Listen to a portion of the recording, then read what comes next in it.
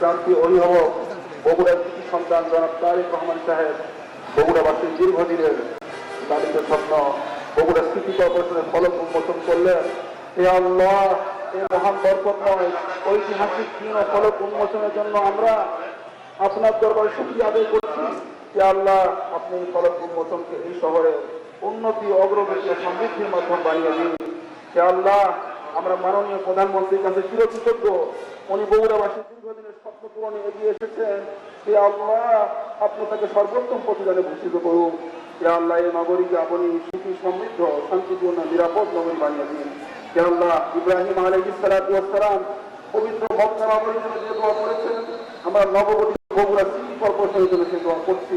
হে আল্লাহ, আপনি সিটিকে নিরাপদ সিটি বানিয়ে দিন এবং এর অধিবাসীদেরকে সম্মানজনক জীবিকা দ্বারা আপ্যায়ন করুন। হে আল্লাহ, মাননীয় প্রধানমন্ত্রী জনাব তারেক রহমান সাহেবের নেতৃত্বে আমাদের সকলকে ঐক্যবদ্ধ হয়ে সুখী সমৃদ্ধ বাংলাদেশ গড়ার তৌফিক দান করুন। হে আল্লাহ, আমার রাহমিন মহান স্বাধীনতার ঘোষক শহীদ প্রেসিডেন্ট জিয়াউর রহমান সাহেবের কবরকে আপনি নূর দ্বারা পরিপূর্ণ করুন। তাকে জান্নাতুল ফেরদাউসের মেহমান হিসেবে আপনি কবুল মঞ্জুর করে দেন। হে আল্লাহ, মুসলিম দেশনেত্রী সাবেক প্রধানমন্ত্রী এবং খালেদা কবরকে আপনি নূর দ্বারা পরিপূর্ণ করে দেন। মরহুম আরাফাত রহমান কবরকে আপনি নূর দ্বারা পরিপূর্ণ করে দেন। আয় আল্লাহ, আমার রাহমিন আপনি আমাদের দোয়া কবুল মঞ্জুর করে দেন।